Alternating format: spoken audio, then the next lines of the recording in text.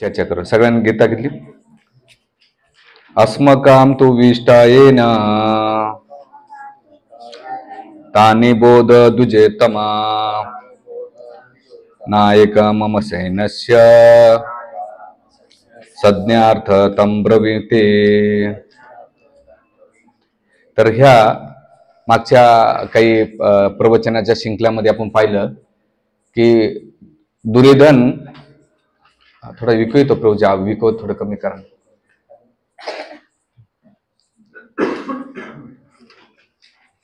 मागच्या काही प्रवचनाच्या शृंखलामध्ये आपण पाहिलं गेलं की दुर्योधन नाही का जाऊन आता त्याने पांडवांची बाजू नाही का सगळी मांडण्याचा प्रयत्न केला आणि सांगितल्यानंतर त्याच्या मनामध्ये भीती होती. काय भीती होती की तो द्रोणाचार्याला हे सांगू इच्छितो, द्रोणाचार्याने हे सांगायचे त्यांना की माझ्याकडे पण आपल्याकडे पण काही कमी नाही. तर मग काय ते म्हणतात की अस्माकम तू विष्ट, म्हणजे इकडे बघा माझ्या, मी काय सांगतो लक्ष द्या. आता पहिल्या शब्दामध्ये पश्यामी हा शब्द वापरला गेलाय, म्हणजे तुम्ही बघा. पण ह्या श्लोकामध्ये त्याने तान्नी निबोध द्विजेतमा, तान्नी निबोध म्हणजे काय, त्या शब्दाचा तुम्ही शब्दाचा अर्थ बघितलं तर काय होतंय, नीट बघा असं म्हणतात. म्हणजे पहिल्या शब्दामध्ये नुसतं पहा असं त्यांनी वर्णन केलं.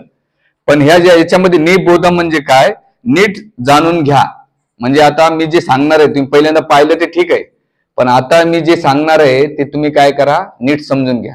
आणि काय शब्द वापरतो, दुजतम. दुजतम म्हणजे ते डायरेक्ट गुरु म्हटलं शकले असते द्रोणाचार्याला, पण दुजतम हा शब्द वापरण्याचं कारण काय की ते म्हणतात की ब्राह्मण हा सत्य असतो आणि म्हणून तुम्ही ब्राह्मणामध्ये तुम्ही सर्वश्रेष्ठ आहात आणि मी जे काही सांगणार आहे ते तुम्ही सत्यानं पालन करा म्हणून तो शब्द वापरलेला आहे. म्हणजे दुर्योधन जेव्हा शब्द वापरायचा तो खूप विचारपूर्वक वापरायचा. तर इथं दुजतम ह्या शब्दाचा अर्थ आचार्य खूप सुंदर करतात की ब्राह्मणाचं कार्य काय असतं, ब्राह्मणाचं कार्य दोनच असतं, भोजन प्रिय. त्याला ब्राह्मणाला भोजन खूप आवडतं.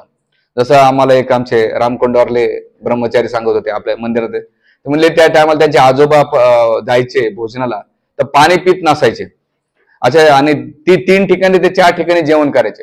ते एकाने विचारलं तुम्ही काय जेवण करताना पाणी का पित नाही, ते म्हणजे पाणी पिलं की त्याचा पाण्याचा थर वाढतो म्हणून पुरणपोळ्या कमी जातात म्हणून पाणी पित नाहीत. म्हणजे ब्राह्मणाला भोजन प्रिय खूप असतं. पण एक बाहेरच्या दृष्टिकोनातून जर पाहिलं गेलं तर ते बाह्य कारण नाहीये. कोणताही ब्राह्मण किंवा वैष्णव भोजन हा कारण नाही, तर त्याच्याकडे जाण्याचा मेन उद्देश याच्यासाठी असतो की त्या घरामध्ये त्या परिवाराला जाऊन ते ज्ञान त्याला प्रदान करायचं असतं, त्याचा मागचा तो उद्देश असतो. आणि त्याच्या प्रती जे काही ऋण आहे कृतज्ञता व्यक्त करण्यासाठी ब्राह्मण जात असतो. आणि राहिलं इथं दुजतम ह्या शब्दाचा दुसरा अर्थ ते सांगतात की काय कारण सांगतात की सत्यवादी आहे आणि तुम्ही सत्यवादी असल्यामुळे तुम्हाला जे काही रूल्स रेग्युलेशन आता मी जे सांगणार आहे तुम्ही प्रामाणिकपणे आणि इमानदारीने ते पालन करा म्हणून द्विजतम हा शब्द वापरला आहे.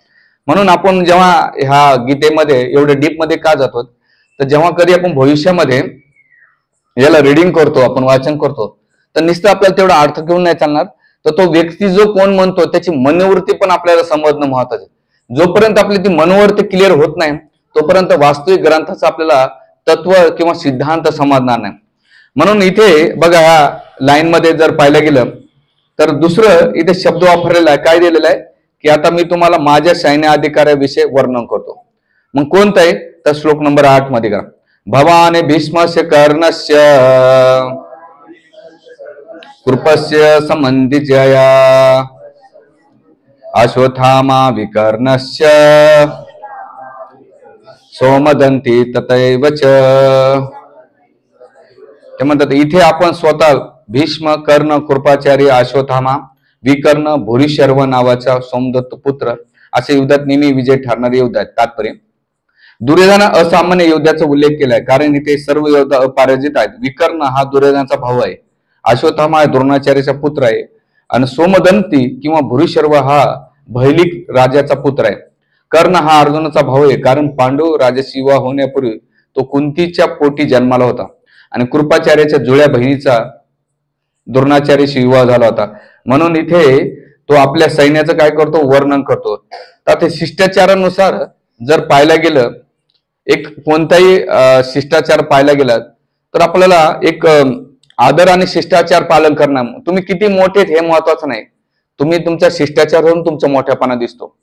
तुम्हाला आठवत असेल, गीता सांगण्याच्या पहिले जेव्हा युधिष्ठिर राजाने आपल्या अंगावरले अलंकार अस्त्रशस्त्र काढले आणि पहिले कुठे गेले, इथे जर शब्द केलं तर दुर्योधन कोणा म्हणतं, भवान. भवान या शब्दाचा अर्थ हे द्रोणाचार्य, म्हणजे त्याने समोर भीष्मदेवाचं नाव नाही घेतलं, पहिले काय म्हणले तुम्ही. आणि इकडे युधिष्ठिर आणि पांडवांचं पाहिलं तर पांडव पहिले काय केलं की युधिष्ठिराचे महाराज युधिष्ठिर पहिले कोणाकडे गेले, भीष्मदेवाकडे गेले. सेकंड ते द्रोणाचार्याकडे गेले. थर्ड कोणाकडे गेले, कृपाचार्याकडे गेले. म्हणजे एक एक एक चांगला सज्जन व्यक्ती असतो ना, तो वयोवृद्ध, ज्ञानवृद्ध आणि तपवृद्धानुसार मान सन्मान देतो व्यक्तीला.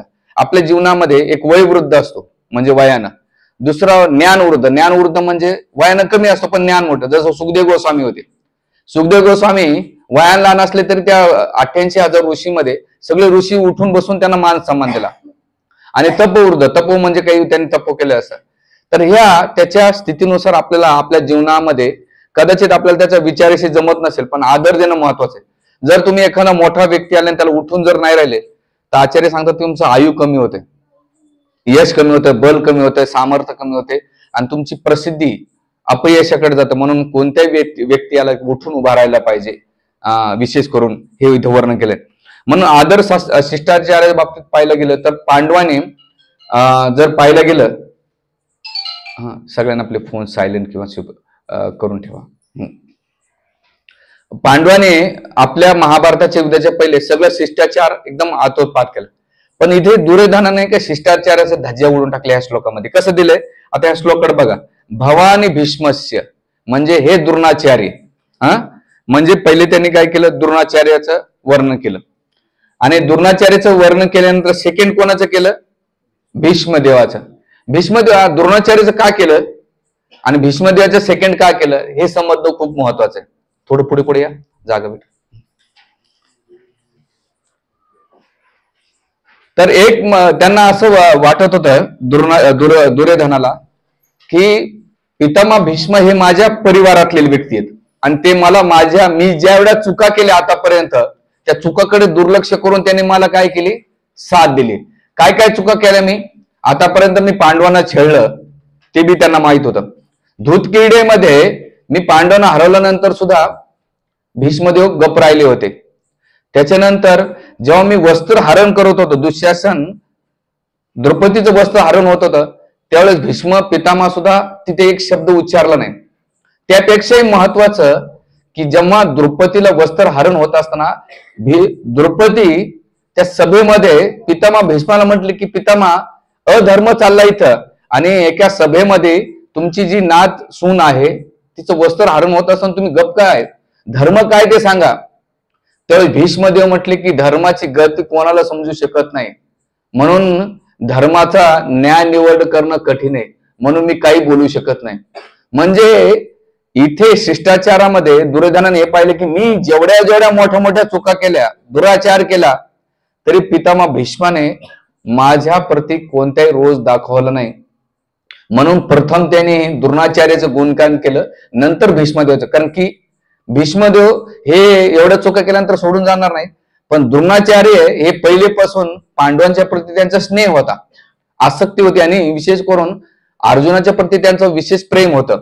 आणि या प्रेम असल्यामुळे त्यांना असं वाटत होतं की जर मी पितामह भीष्माचं गुणगान केलं तर द्रोणाचार्य माझे निघून जाऊ शकतात. म्हणून त्यांनी पहिले काय सांगितलं, हे भवान तुम्ही. आणि मग सेकंड त्यांनी काय केलं, भीष्मदेवाचं केलं. आता भीष्मदेवाचं गुणगान केल्यानंतर थर्ड काय केलं त्याने.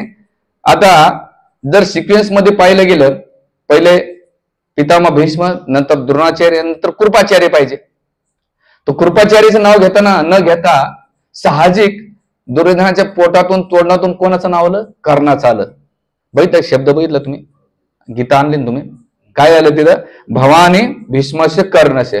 कर्ण हा शब्द का उच्चारला असेल त्यानं, की त्यांना असं माहित होतं की मी जेव्हा आतापर्यंत जे कर्णाला दिलं, कर्णावर विशेष त्याचा स्नेह होता, विश्वास होता आणि सगळ्यात जास्त आतापर्यंत मला पाप कृत्य करण्याचं आणि जे काही मला कार्य करण्याचं प्रेरणा स्थान दिलं ते कर्णाने दिलं. म्हणजे द्रौपदी वस्त्र हरण करायचं माझ्या मनात कुठंच नव्हतं, पण ही कल्पना कोणी दिली? कर्णाने दिली. ही पहिली घटना. दुसरी घटना काय? आता ते महाभारतामध्ये चुकीच्या पद्धतीने अभिमन्यूला मारण्याची संकल्पना कोणी दिली? म्हणजे जेवढे लाक्षागृहामध्ये जाळण्याचं काम सुद्धा कर्णानं सजेशन दिलं होतं. मग आपण कर्णाची एक साईटच बघतो. कर्णावर मी एक एपिसोड चांगल्या डिटेल्स मध्ये घेईन की कर्णाची एक साईट बघतो, पण कर्णाची दुसरी साईट आपण बघत नाही. आणि त्यामुळे दुर्योधनाला वाटायचे की हे 4 लोक माझे हितेशी आहेत. कोणते? शकुनी मामा, दुःशासन, त्याच्यानंतर कर्ण. हे चांडाळ चौकडी असायची, तेव्हापासून नाव पडलं चांडाळ चौकडी. तर हे 4 लोक माझ्या ज्या गोष्टी करायचे त्याला सपोर्टिंग असायचं ह्या लोकांचा. म्हणून त्याने साहजिक मी काही जरी केलं तर मी कृपाचार्याला काही नाही नंतर करू शकतो, पण कर्णाचं नाव घेऊन त्यांनी काय केलं? कर्णचं दुसरं काय होतं? जेव्हा तो द्रोणाचार्यानं सगळ्याला विद्या शिकवली, कोणती? युद्ध कलेची शिकवून दिली, आणि तेव्हा प्रदर्शन करायला सांगितलं. त्या प्रदर्शनमध्ये प्रत्येक जण आपलं आपलं दाखवण्यासाठी आले. त्यावेळेस एकमेव अर्जुनाला जर कोणी आव्हान दिलं असेल ते कर्णाने दिलं होतं. पण त्यावेळेस द्रोणाचार्य म्हटलं की हे जे कुलक्षत्रियातल्या लोकांचं स्पर्धा, याच्यामध्ये दुसऱ्या व्यक्तीला आलवू नये. आणि तू सूतपुत्र असल्यामुळे तू, आणि एकतर तू धन बी नाही, संपत्ती नाही, काहीच नसल्यामुळं तू याच्यात भाग घेऊ शकत नाही. आणि ही गोष्ट दुर्योधना अचूक पाहिली. एकतर काय? एकतर माझ्या शत्रूच्या विरोधात आहे, आणि दुसरं द्रोणाचार्य ह्या गोष्टीमुळं याला दुर्लक्ष करतायत. तर त्यावेळेसच दुर्योधन काय केला? सभेतून उठून आला आणि त्या प्रदर्शनच्या ठिकाणी आला आणि त्यानं म्हटलं की अंगदेशचा हा राजा होईल, आजपासून हा राहील. त्यावेळेस कर्णाला वाटलं की माझा जो अपमान होत होता पहिलेपासून, हे कर्णाची जी मेंटॅलिटी होती लहानपणापासून आय सेंटर होतात, मी आणि माझं. आणि जी मी आणि माझे जी प्रवृत्तीचे लोक असतात ना, ते नेहमी दुसऱ्याला बळी कशी देते याच्यावर त्यांचा द्वेष आणि कपट खूप असतो. त्यासाठी ते काही करायला तयार असतात. आणि ही गोष्ट पाहिल्यानंतर दुर्योधनाने स्वार्थ पाहिला. काय पाहिला? माझे शत्रू आहेत आणि माझ्या शत्रूच्या विरोधात कोणी असेल तो माझा मित्र आहे. म्हणून त्या गोष्टीचं पाहून त्याने अंगदेशचा राजा अंगदेश त्याला राजा देऊन टाकलं. आणि राज्याभिषेक केल्यानंतर त्या दिवसापासून कर्ण हा ऋणी राहिला. आणि ऋणी राहिल्यानंतर नेहमी तो डिंग्या मारायचा, चुकीच्या कार्याला त्याला सपोर्ट करायचा, आणि कोणत्या गोष्टीला त्याने विरोध केला नाही.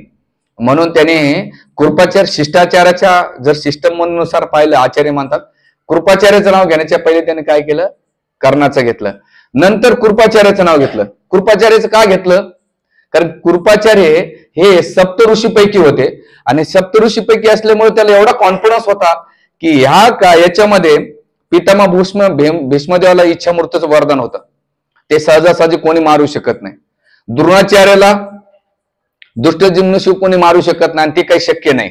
म्हणून या दोघांचं नाव घेतलं. तिसरं कर्णाचं का घेतलंय? कर्णाला मारण्यासाठी काही कोण प्रतिज्ञा घेतली होती? कर्णाला मारण्यासाठी अर्जुनाने घेतली होती. आणि त्यावेळेस कर्ण एवढा शक्तिशाली असल्यामुळे तो म्हणून त्याने थर्ड नाव कोणाचं घेतलं? जर पाहिलं गेलं कृपाचार्य. कृपाचार्यचं नाव घेण्याचं कारण काय? तर त्यांना माहित होते की हे चिरंजीव होतं. ह्या युद्धामध्ये चिरंजीव असलेले किती लोक होते माहिती आहे तुम्हाला? एक अश्वत्थामा होता, दुसरा कृपाचार्य होते. म्हणून आज मी मुद्दाम श्लोक आणला की सप्त चिरंजीव मध्ये कोण येतं? तर पहिले बली महाराज, दुसरे वेदव्यास, या सभेमध्ये वेदव्यास पण होते. तिसरे हनुमानजी, चौथे आहे बिभीषण, पाचवा आहे कृपाचार्य, सहावा आहे परशुराम, आणि सातवा आहे मार्कंडेय ऋषी. हे सप्त जे आहेत हे चिरंजीव पदाला आहेत. आता चिरंजीव पद म्हणजे काय? तर एक मन्वंतर असतंय, आणि एक मन्वंतरामध्ये 72 कल्प असतात. 12 मन्वंतर असतात. आणि 12 मन्वंतरामध्ये म्हणजे 60 लाख वर्ष, 60 करोड एवढं आयु त्या एकेकाला चिरंजीव पद असतंय. आणि नंतर हे अश्वत्थामा, त्याच्यानंतर कृपाचार्य, आणि हे सगळे ना अश्वत्थामा आणि कृपाचार्य पुढच्या जन्मात सप्तऋषीपैकी 2 जण होणार आहेत. बली महाराज पुढच्या जन्मामध्ये ते इंद्र पदाला जाणार आहेत. आणि वेदव्यास, एकच वेदव्यास नाही तर वेगळे वेदव्यास वेगळे प्रकारचे येतात. म्हणजे प्रत्येक कल्पामध्ये वेगवेगळ्या व्यासांची कॅटेगरी दिलेली आहे, आणि प्रत्येक वेदव्यासांचं वेगवेगळं कार्य भगवंताने अवतार घेतलेलं आहे. म्हणजे 12 महाजांपैकी जर पाहिलं तर सप्तम खंडामध्ये, आता थोडस तात्विक होईल, सप्तम स्कंदामध्ये जेव्हा यमराजजी विष्णुदूताला सांगतात 12 महाजांपैकी, तर 12 महाजांपैकी जर पाहिलं गेलं तर 2 जणांचे नाव घेतात. एक तर भीष्मदेवांचं नाव घेतात, आणि दुसरं वयासकी. वयासकी म्हणजे कोण? वयासकी माहिती कोण आहे? सुखदेव गोस्वामी. आणि ही घटना कधी झाली? सत्ययुगामध्ये झाली.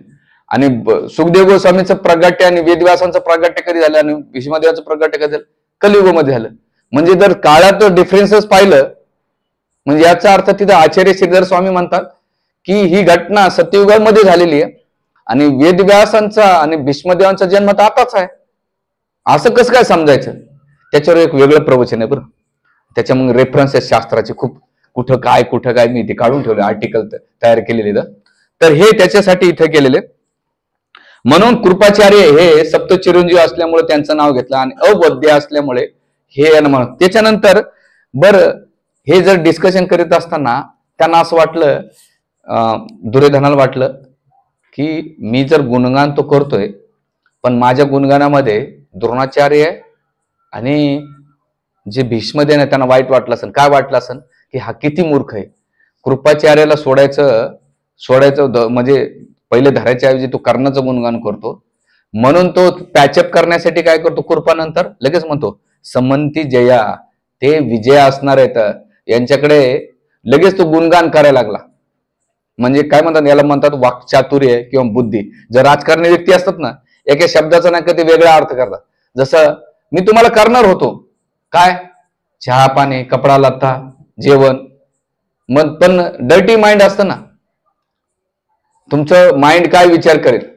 जसं एकदा मी एका कीर्तनकाराचं प्रवचन ऐकत होतो, कीर्तन ऐकत होतो, बरेच वर्ष झाले ते म्हणून माइंड कसं विचार करतं आपलं.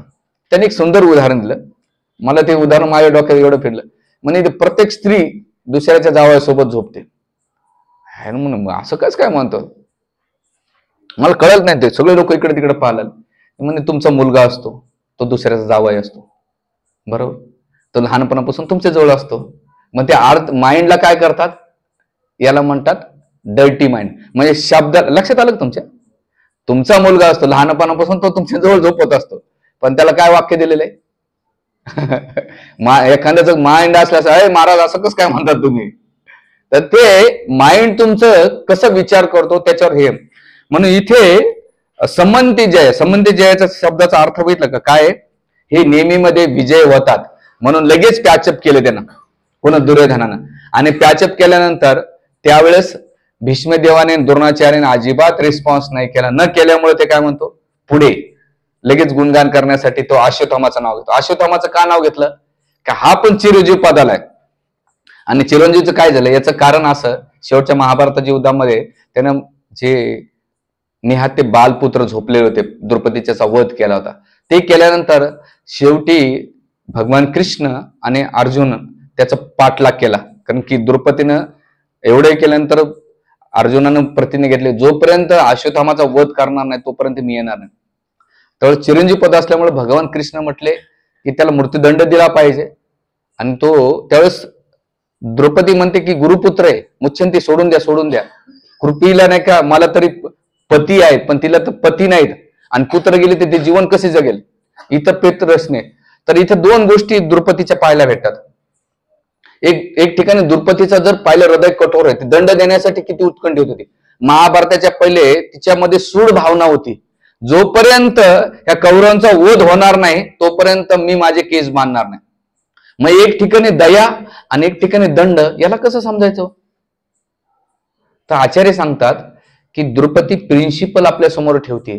जेव्हा समाजामध्ये स्त्रीवर अत्याचार होत असेल आणि पुन्हा जर त्यांना दंड नाही दिला तर ते पुन्हा त्या स्त्रीला किंवा त्या समाजाला खराब करू शकतात. म्हणून अशा लोकांना दंड देण्यासाठी तिने कठोर भूमिका निभावली होती. म्हणजे एक सामाजिक दृष्टिकोनातून ते प्रिन्सिपल फॉलो केला.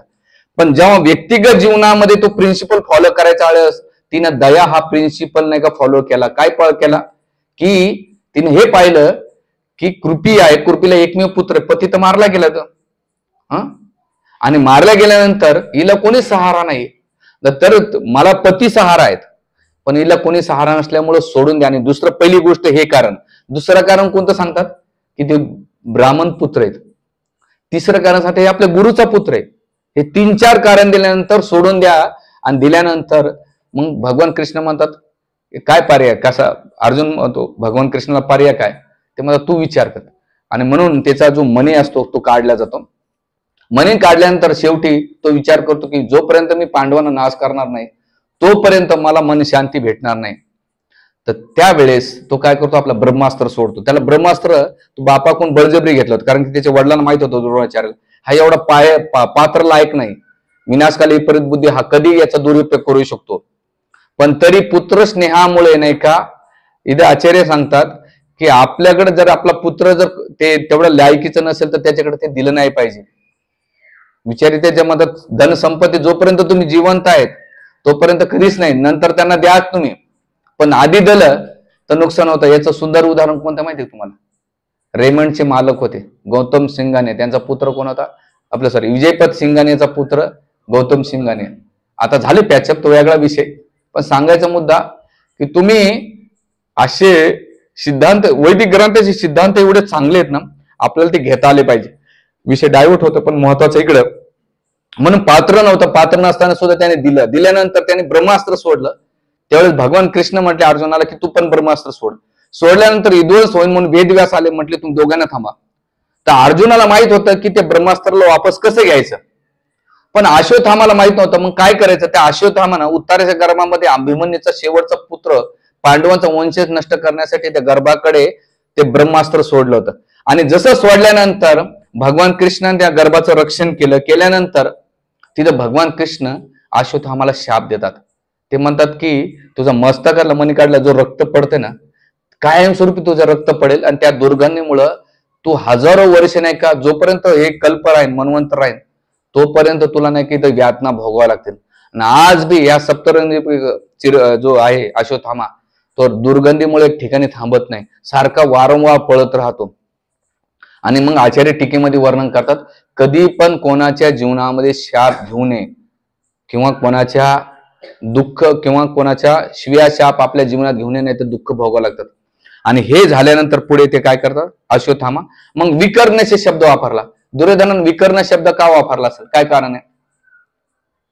तर 100 पुत्रापैकी कौरवांचे धृतराष्ट्राचे 100 पुत्र होते. पण याचं घटना अशी आहे की जेव्हा असंच सभामध्ये द्रौपदीचं वस्त्रहरण होत होतं, आणि त्या वस्त्रहरण दुःशासन वस्त्रहरण करीत असताना कोणी विरोध करीत न, 2 लोक विरोध करीत होते. कोणते? एक तर विदुरजी निघून गेले, आणि दुसरं विरोध करणारा दुर्योधनाचा सक्का भाऊ जो कोणी असेल तो विकर्ण होता. आणि तो म्हणतो दुर्योधनाला की तू मूर्ख झालास, तुझी बुद्धी नष्ट झालेली आहे, तुला कळत नाही आपली भाऊज आहे आणि एका स्त्रीला निर्वस्त्र करणं मोठं पातक आहे, आणि याचा दुष्परिणाम तुम्हाला भोगावा लागेल. आणि जेव्हा तो ज्ञान देत असताना त्यावेळेस कर्ण म्हणतो तू इथे मोठमोठे विद्वान लोक आहेत, ते एक शब्द बोलत नाही, तू अति शहाणा झालास का, गप बस. आणि तिथे कर्णाने विकर्णाला काय केलं, म्हणून 3 प्रकारचे कर्ण म्हणतात, कर्ण, विकर्ण आणि कुंभकर्ण. यांना ज्ञान होतं पण त्यांच्या बुद्ध्यात कधीच फरक पडला नाही. कुंभकर्णाला माहित होतं रावणानं चुकीचे केले, पण साथ नाही सोडली. कर्णाला बी माहित होतं की पांडव धर्मशील आहेत, पण तो भगवान कृष्ण सांगतो समजून कर्णाला, पण तो मानत नाही. आणि विकर्णाला धर्माचं ज्ञान होतं, पण तरी त्यांनी कौरवाची बाजू काही सोडली नाही. आणि सगळ्यात महत्वाचं, त्या सभेमध्ये एकमेव विरोध कोणी केला असेल तो विकर्णाने केलं होतं. म्हणून दुर्योधन स्पेसिफिक त्याचं नाव घेतो. का बरं घेतो? 2 कारण सांगतात. एक कारण असं आहे की आता युद्ध चालू आहे आणि युद्धाच्या पहिले नियम असे ठरले जातात की बाबा कोणाला जर इकडून तिकडे पार्टी बदलायची असेल तर तुम्ही जाऊ येऊ शकतात. आणि ती घोषणा होण्याच्या पहिले जर मी नाव नाही घेतलं, आता इलेक्शन चालू आहेत ना, कोण्या पार्टीत कोण आहे हेच कळत नाही. आज ह्या गल्लीत आपण कोणाचे झेंडे फिरवतो, कार्यकर्ते ते 10 वेळा चेक करतात दिवसातून 2 घंटे. आपण ज्या नेत्याचा तो नेता आपल्या पार्टीत का दुसऱ्या पार्टीत गेलाय, म्हणजे लय खिचडी झाली यावेळेस. लोकांना कोणाला नेमकं बटन दाबायचं, कोणाला जाईन कोणालाच भरोसा नाही. म्हणजे तसं त्या काळात होतं. आणि म्हणून इथे विकर्ण, आणि मग त्याचं पहिलं कारण. दुसरं कारण ते सांगतात की कौरवांमध्ये शक्तिशाली असन, दुःशासन पण एवढा शक्तिशाली नव्हता, तेवढाच शक्तिशाली विकर्ण होता. म्हणून दुःशासनाचं नाव घेतलं नाही दुर्योधनानं. काय नाव घेतलं? विकर्णाचं घ्यायला. मग घेतल्यानंतर पुढे काय म्हणतात, सोमदत्ती तथैव. सोमदत्ती कोण हा? तर हा शंतनू महाराज होते, जे भीष्मदेवांचे वडील. भीष्मदेवाच्या वडिलांचे नाव होतं भैल. बहिलकीचा पुत्र होता भगदत्त आणि भगदत्ताचा पुत्र होता सोमनदत्त. हे सगळ्या परिवारातले लोक. आता बहिलीक जर पाहायला गेला तर एकदम जर्जर म्हातारं झालं होतं, तरी कौराच्या बाजूने नाही का होतं. म्हणजे यवन पितामह भीष्माचे चुलते ज्या युद्धभूमीमध्ये होते, सगळ्यात वयोवृद्ध होते, म्हणून तथैव दिलं. आणि ह्या याच्यामध्ये तात्पर्यामध्ये ते दिले पण दिलेले. आता श्लोक नंबर पुढच्या. ठीक आहे, इथे तुम्हाला अन्यचे बभासुरा मदर्थ तक्त जीविता नाना शस्त्र प्रहारणा सर्व युद्ध विशारदा. माझ्यासाठी स्वतःच्या जीवाचा त्याग करण्यास सदैव तत्पर असलेले अनेक शूरवीर इथे आहेत. ते सर्व विविध प्रकारच्या शास्त्रांनी सुसज्ज असून युद्धकलेत निपुण आहेत. तात्पर्य, जयद्रथ, कृतवर्मा आणि शल्य यासारखे इतर युद्धविषय सांगायचे झाले असते सर्वजण दुर्योधनासाठी आपले जीवन देण्यास तयार आहेत. दुसऱ्या शब्दात सांगायचे तर ते सर्वजण पापी दुर्योधनाच्या पक्षाला मिळाले नाही. कुरुक्षेत्राच्या युद्धभूमीवर या सर्वांचा मृत्यू अटळ आहे. वर सांगितलेल्या आपल्या मित्राच्या एकत्रित सामर्थ्यातून दुर्योधनाला मात्र आपल्या विजयाबद्दल पूर्ण खात्री होते. आणि दिल्यानंतर मग इथे ह्या श्लोकामध्ये जर पाहिलं गेलं तर काय गेलं, काय दिलंय, अन्यचे बहु सुरा. तर याच्यामध्ये नाना शस्त्र प्रहार म्हणजे हे मोठ्या संख्येने माझ्यासाठी जीव द्यायला कोण कोण येतं, अन्यचे. मग अन्यचे मध्ये कोण कोण येतं तर त्याच्यामध्ये ते वर्णन करतात. बहिलिक 4 जणांचे नाव घेतलेलं आपण, आणि अन्य भरपूर लोकांचे नाव घेतात. आणि शुरा म्हणजे क्षत्रिय. हे काही साधे नाहीत बरं. शुरा हे शब्दाचा अर्थ आपण मागच्या वेळेस पाहिला ना, 18व्या अध्यायाच्या श्लोक नंबर 54च्या आपल्या याच्यामध्ये आपण ते वर्णन केलं. आणि मदर्थ तक्त जीविता. आता तुम्ही गीतेचा तो गीता पाहतात ना तुम्ही सगळ्यांना, मदर्थ तक्त जीविता ह्या शब्दाचा अर्थ झाला माझ्यासाठी जीव द्यायला तयार आहेत. कोणासाठी जीव द्या हे सगळ्यात महत्वाचं आहे. इथं काय दिलंय, म्हणून इथे जर पाहायला गेलं तर 2 मेंटॅलिटी पाहायला भेटतात. एक तर अर्जुनाची आणि कृष्णाची. जर अर्जुनाची मेंटॅलिटी पाहायला गेले तर 1.32 श्लोक नंबर काढा, पान नंबर 45 ह्या नव्या गीतेमध्ये. गीता दिसली तुम्हाला, त्याच्यामध्ये एक श्लोक आहे 1.32. तिथे काय दिलेलं आहे, अर्जुन म्हणतो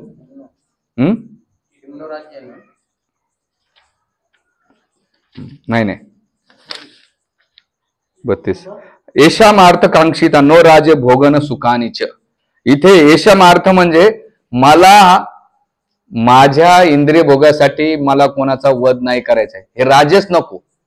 इथे अर्जुनाची मेंटॅलिटी काय की जर याच्यामध्ये सगळ्यांचा जीव जात असेल तर येषामार्थ कांक्षिते, मला कोणतं राज्य ते म्हटलेले की नो राजे भूक सुखानेच, मला हे राजे गोविंद काहीच नकोय.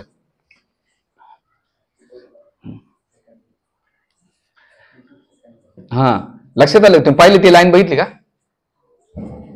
अहो श्लोक नंबर 32 पान नंबर 45 शेवटचा हे दिले. किम नो राज गोविंद किम भो गरजीवित वा येषामार्थ कांक्षिता नो राज भोग्यानच.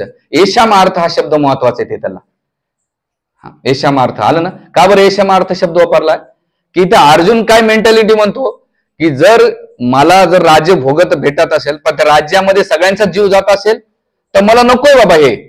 आणि अर्जुन काय म्हणतो, मला राज्यासाठी. दुर्योधन काय म्हणतो, मला राज्य भोगणे करण्यासाठी मदार्थ तोक्त जीवता, सगळेजण माझ्यासाठी जीव द्यायला तयार आहे. म्हणून या दोघांमधला जर मेंटॅलिटी भाव पाहिला तर एक जण मला राज्य नकोय आणि त्या राज्यामध्ये जीव जात असेल तर मला लोक महत्वाचे, राज्य महत्वाचं नाही. आणि दुर्योधनाची मेंटॅलिटी काय, राज्य भेटलं तरी चालेल पण सगळं मेले तरी चालते पण मला राज्य पाहिजे. हे दोघांची मेंटॅलिटी. पण तिसरी मेंटॅलिटी खूप महत्वाची याच्यामध्ये जर पाहायला गेलं तर मद अर्थ या शब्दाचा अर्थ दुर्योधन म्हणजे काय, एक शोषण करणारा आणि शोषित होणारा. म्हणजे लोकांना माहित आहे की दुर्योधन आपलं शोषण करतोय पण तरी शोषित होतात. तसं ते म्हणतात की आपल्या समाजामध्ये आपण लोकांचं ऑब्झर्वेशन केलं पाहिजे. येषामार्थ दुर्योधनाची मेंटॅलिटी, जे स्वकेंद्रित असतात इंद्रिय भोगासाठी, जे स्वतःचा विचार करतात ते स्वतःच्या इंद्रियतृप्तीसाठी सगळ्याला मारायला तयार आहेत. आणि शास्त्रामध्ये किती उदाहरण, जसं तुम्ही रामायण वाचतात त्या रामायणामध्ये मंडोदरी रावणाला समजून सांगत होती, बिभीषण समजून सांगत होता, त्याच्यामधले त्यांचे सगळे सेनापती समजून सांगत, पण तरी शेवटपर्यंत रावणाने मेंटॅलिटी काय ठेवली, सगळे मेले तरी चालेल पण मी सीतेला काही सोडणार नाही. म्हणजे त्याचा मेन केंद्र काय होतं, सो केंद्रित इंद्रिय भोग जेव्हा असतो ना त्यावेळेस तो स्वतः, जसं हिटलर हा सुद्धा आपल्या सो केंद्रित इंद्रिय भोगामुळे त्यांनी किती जण तरी आहुती बळी दिलेल्या आहे. म्हणून ही जी मेंटॅलिटी आहे, भले तुम्ही म्हणता तिथं उदाहरण मिळेल, पण आज बी काही परिवारामध्ये समाजामध्ये ही दुर्योधन मेंटॅलिटी जो सो केंद्रित इंद्रिय भोग असतो ना, मग त्यासाठी तो कोणाचा बळी द्यायला तयार असतो. तुम्ही म्हणता अरे आमच्या घरात नाही, आपण कदाचित आपल्या घरातलं कोणाचं तरी शोषण करतो, पुरुष असो स्त्री असो कोणी असो, आपण त्या रोलमध्ये गेल्यानंतर आपण कोणत्या रोलमध्ये निभावतो हे आपल्याला कळायला पाहिजे. म्हणून इंद्रिय भोग, आणि याच्यासाठी प्रत्येकानं वाचलं पाहिजे, एक शोषण करणारा आणि शोषित होणारा. आणि दुर्योधनानं काय झालं, त्याचं नुकसान केलं. स्वकेंद्रित असल्यामुळं किती योद्धा मारले गेले माहितीये का, 64 करोड योद्धा मारले गेले केवळ स्वकेंद्रित इंद्रिय भोगामुळं, केवळ स्वकेंद्रित इंद्रिय भोगामुळं. आपल्या देशाचे एक महात्मा होऊन गेले होते, त्यांनी एक धर्म पालन केला होता, अहिंसो परो धर्म.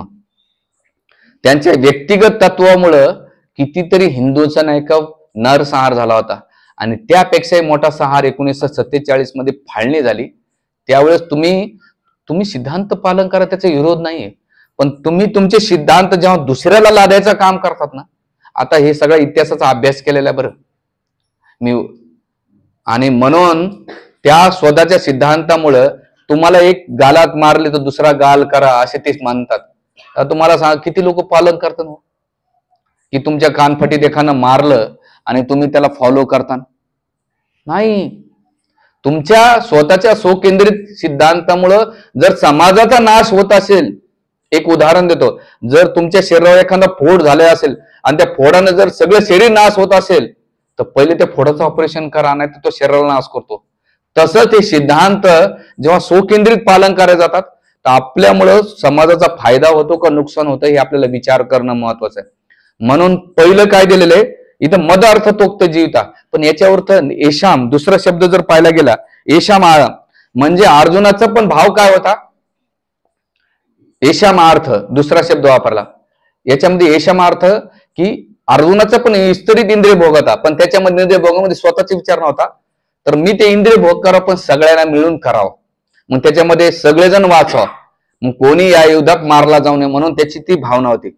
मग त्या राज्य भावनामध्ये काही नको, तर याचा विस्तरित इंद्रिय भोग होता. पण ह्या दोन्ही इंद्रिय भोगामध्ये मनुष्य अटकतो. म्हणून आपल्या आचार्य सांगतात तिसरी गोष्ट आहे मदार्थ तोक्त.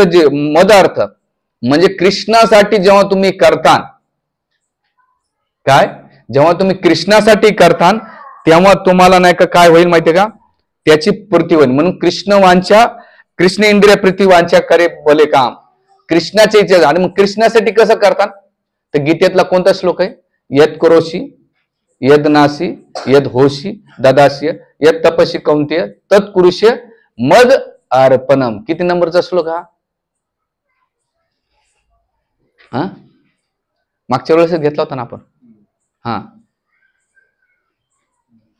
6व्या नंबरचे आपल्या याच्या सॉरी कर्मयोगाच्या 6व्या अध्यायातल्या म्हणजे 45 का 46 श्लोक आहे कर्मयोगातला. काढला फटकर. कर्मयोग 6.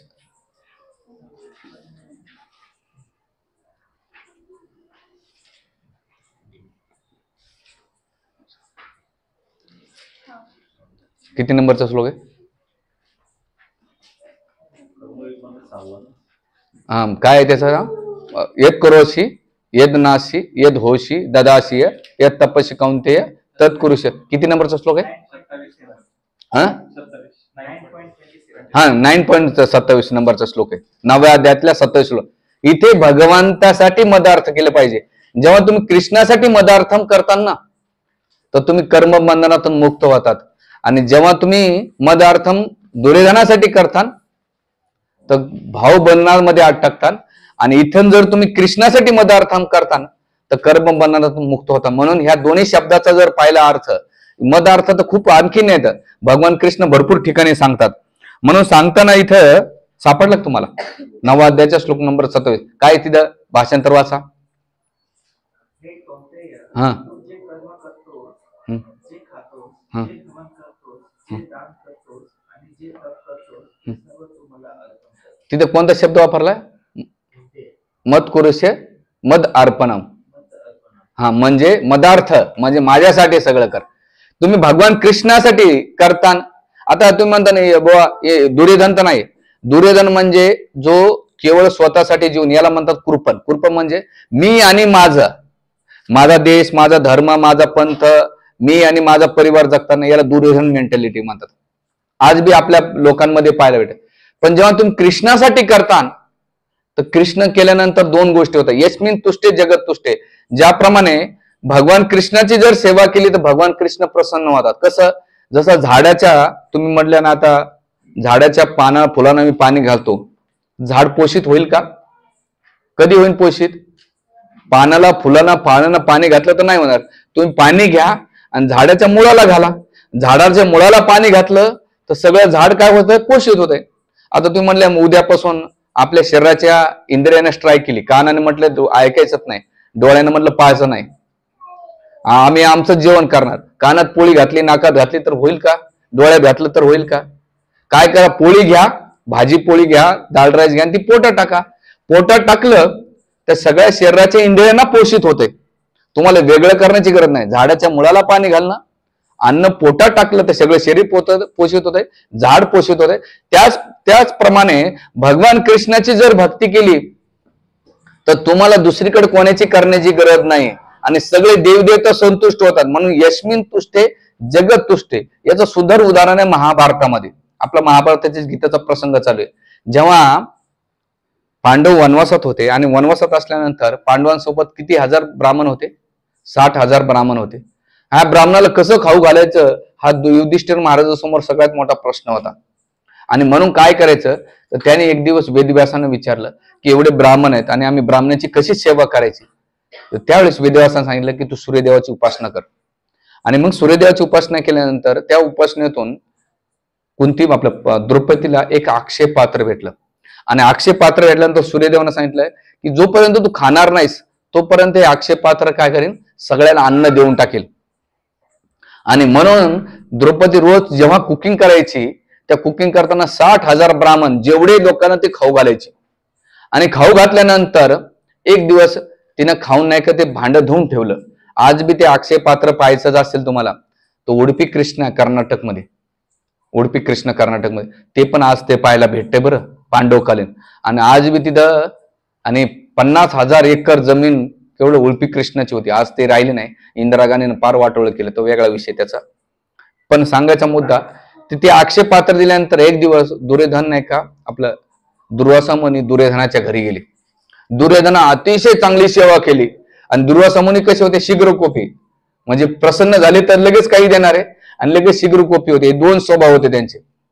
आणि मग दुर्योधनाने एवढी सेवा केल्यानंतर ते म्हटले की दुर्योधन काहीतरी वरदान माग. आणि दुर्योधन हा कपटी होता.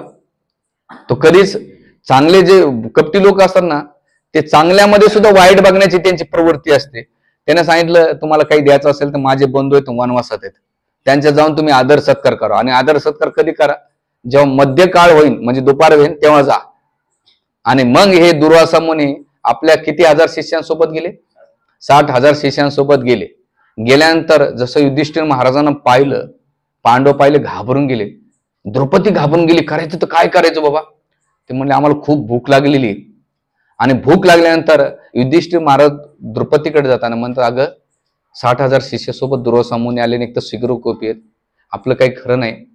तर त्यावेळेस म्हणले काळजी करू नका. ते म्हणले की ब्राह्मण देवता तुम्ही स्नान करून या, गायत्री करून या, दुपारचा संध्या करून या, तोपर्यंत मी स्वयंपाक.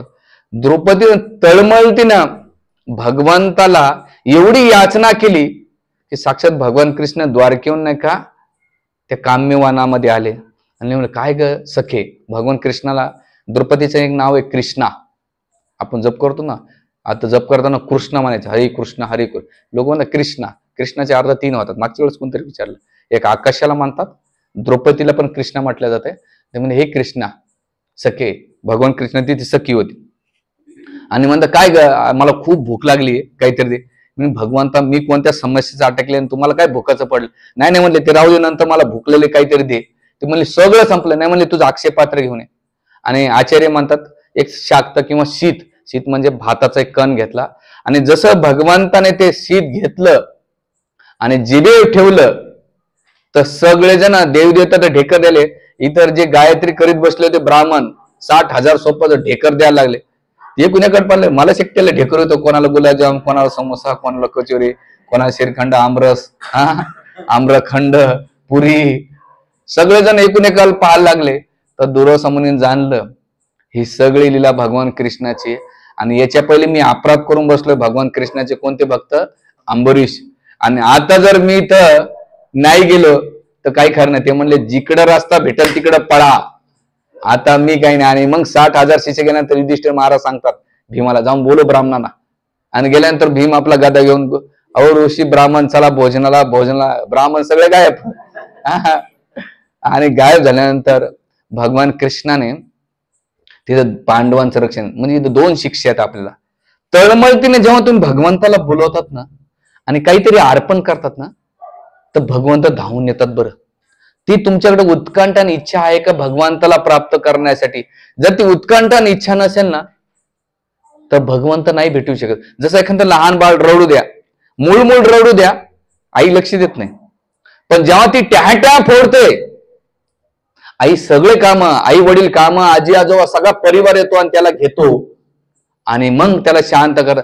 त्याच प्रकारे भगवत भक्तीमध्ये आपल्याला उत्कंठा आणि तळमळता जोपर्यंत भगवंतासाठी दाखवत नाही ना तोपर्यंत भगवत प्राप्ती नाही होऊ शकत. आपली भक्ती म्हणजे काय?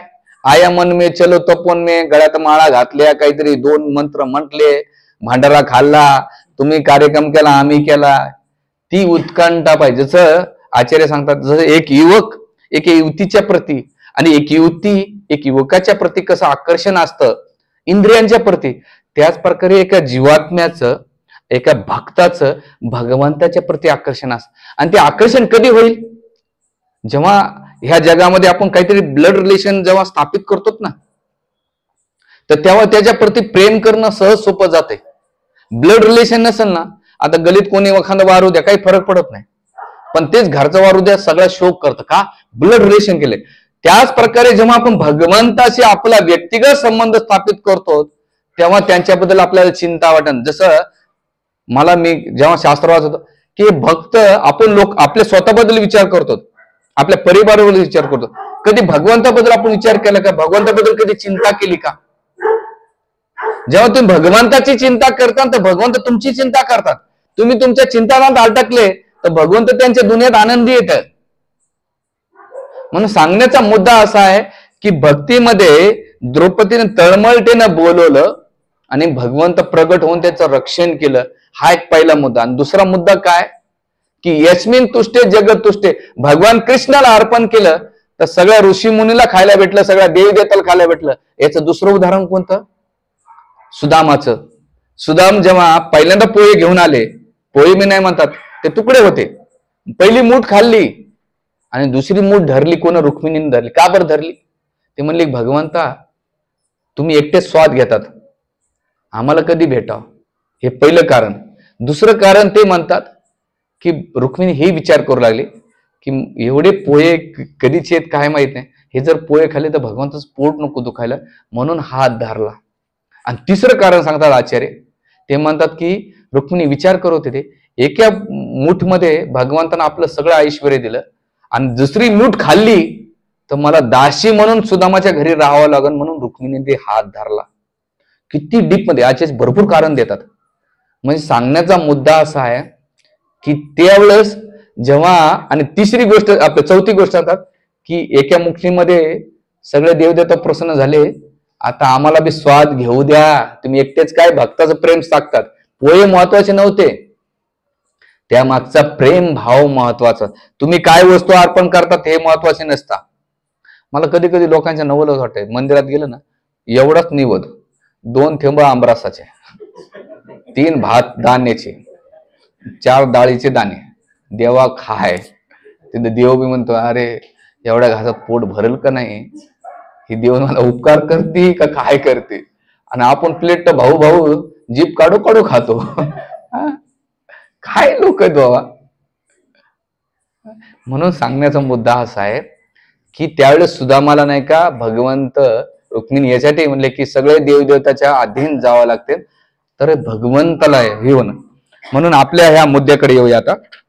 आणि म्हणून इथे द्रौपदीला यस्मिन म्हणून कृष्णा मदार्थ आपला शब्द कोणता आहे, लिंकवर या पुन्हा, ते म्हणा डायव्हर्ट होऊन झाले नाही.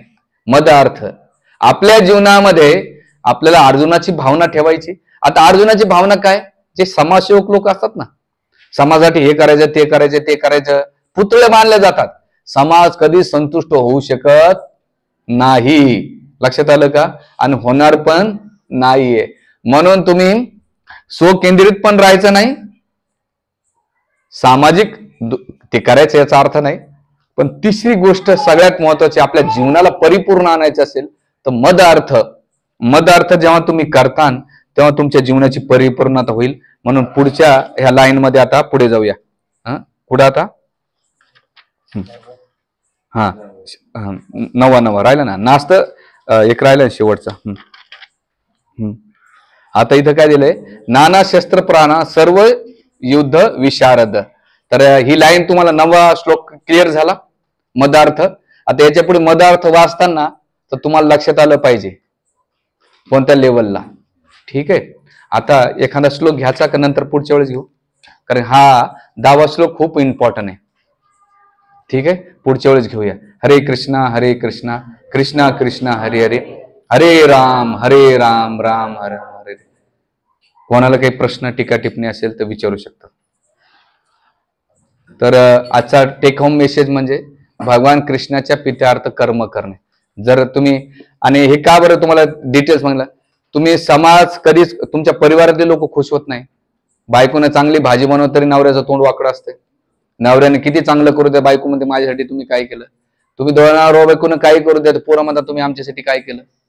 कोणाला खुश करू शकता तुम्ही राव, कोणीच कोणाला खुश होऊ शकत नाही. याला म्हणतात विस्तारित इंद्रिय भोग. आणि जे स्वतःचा विचार करतात ते जे विस्तारित इंद्रिय भोग म्हणजे अर्जुनाची मेंटॅलिटी, आणि जे स्वकेंद्रित आहे ते दुर्योधन मेंटॅलिटी. पण ह्या दोन्ही मेंटॅलिटीच्या पलीकडे आपल्याला कोणती मेंटॅलिटी वापरायची, आजच्या प्रवचनात टेक होम मेसेज, भगवान कृष्णाच्या प्रसन्नासाठी कार्य करणं. का बरं, सर्वोपेद उपाधी विनिर्मुक्ता तत्पर्यंत निर्मलम ऋषिकेन ऋषिकेश सेवनम भक्ती उच्चते. सर्व उपाधी, सगळे इंद्रिय कधी संतुष्ट होणार नाही, पण आपल्या इंद्रियांना संतुष्ट करायचं असेल तर तुम्हाला नाही का भगवत सेवेत लागलं. इंद्रिय कसे संतुष्ट होतील, हे डोळे भगवंताचं रूप पाहण्यासाठी, कान प्रवचन ऐकण्यासाठी, जीवा भगवंतानं सगळे 2-2 दिलेत बरं, पण तोंडच एक दिले. का बरं, त्यांना माहिती आहे एका तोंडानेच एवढे प्रॉब्लेम होता, आता 2 दिले तर काय माझे.